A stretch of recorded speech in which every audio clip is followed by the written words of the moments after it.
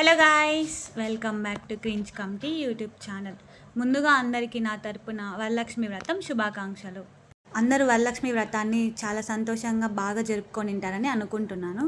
మీరు నా ప్రీవియస్ వీడియోలో చూశారు కదా, మేమైతే మార్నింగ్ ధనేశ్వరి మాత పూజనైతే జరుపుకున్నాము. సో ఈవినింగ్ మేమైతే మా గుడికి వచ్చేసాం, ఎందుకంటే ఇక్కడ అమ్మవారికి వరలక్ష్మి వ్రతం పూజ అయితే చేస్తున్నారు. మా అమ్మవారి గుడిలో అయితే చిన్న చిన్న అష్టలక్ష్ములు పెట్టి ఎంతో అందంగా అయితే అమ్మవారిని డెకరేట్ చేశారు. అలాగే అమ్మవారిని రెడీ చేసి కలశాన్ని కూడా పెట్టారు. స్వామివారు అమ్మవారిని రెడీ చేస్తుంటే అక్కడికి వచ్చిన మహిళలందరూ లలితా సహస్రనామము, అమ్మవారి జీవిత చరిత్ర, కాలభైరవ అష్టకము, అమ్మవారి కన్యకాష్టకము మొదలుగునవి అందరూ ఎంతో భక్తి శ్రద్ధలతో అక్కడికి వచ్చిన వాళ్ళందరూ ఎంతో బాగా పఠించారు. ఇంతలో స్వామివారు అమ్మవారిని ఎంతో చక్కగా అలంకరించారు. దీని తర్వాత వచ్చిన భక్తులందరూ షోడోపచార పూజ నిర్వహించారు. అలాగే మనసులో సంకల్పం చెప్పుకొని వచ్చిన భక్తులందరి చేత కుంకుమార్చన అయితే జరిపించారు. వచ్చిన మహిళలందరూ కుంకుమార్చన చేస్తుండగా స్వామివారైతే అమ్మవారికి లక్ష్మీ అష్టకం, కన్యకాష్టకం మరియు లలిత అష్టకంతో కుంకుమార్చన అయితే జరిపించారు.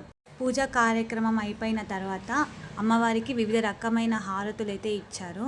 వచ్చిన మహిళలందరికీ తాంబూలంతో పాటు గాజులు అయితే పంపిణీ చేశారు. అలాగే అమ్మవారికి ఎంతో ఇష్టమైన సుగ్గిని అయితే ప్రసాదంగా ఇచ్చారు. వరలక్ష్మి వ్రతం గురించి అందరికీ తెలుసు, బట్ నాకు తెలిసింది నేనైతే కొంచెం షేర్ చేసుకోవాలనుకుంటున్నాను. పురాణాల కథ ప్రకారం చారుమతి అనే స్త్రీకి వరలక్ష్మి అమ్మవారు కలలో కనిపించి వ్రత విధానాన్ని తెలియజేశారు. ఆమె వ్రతాన్ని ఆచరించి కుటుంబానికి శుభాలు కలిగేలా చేసింది. అందుకే వరలక్ష్మి వ్రతాన్ని కేవలం ఐశ్వర్యం కోసమే మాత్రం కాకుండా అమ్మవారి అనుగ్రహం, కుటుంబ క్షేమం, మంగళం మరియు సౌభాగ్యం కోసం చేసే పవిత్రమైన పూజలా అందరూ భావిస్తారు. అమ్మవారి పూజకి కేవలం మహిళలే కాకుండా మగవాళ్ళు కూడా ఎంతో ఉత్సాహంగా అమ్మవారి పూజల్లో పాల్గొన్నారు.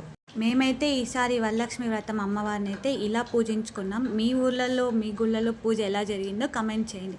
నా వీడియో నచ్చితే లైక్ చేసి షేర్ చేయండి. మీకు ఇలాంటి మరిన్ని వీడియోలు కావాలంటే నా ఛానల్ని సబ్స్క్రైబ్ చేసుకోండి. సో నేనైతే ఈసారి వరలక్ష్మి వ్రతాన్ని ఇలా అయితే జరుపుకున్నాను. మీకు ఈ వీడియో నచ్చితే జై వాసవమ్మ అని చెప్పి కామెంట్ చేసేయండి. Thanks for watching.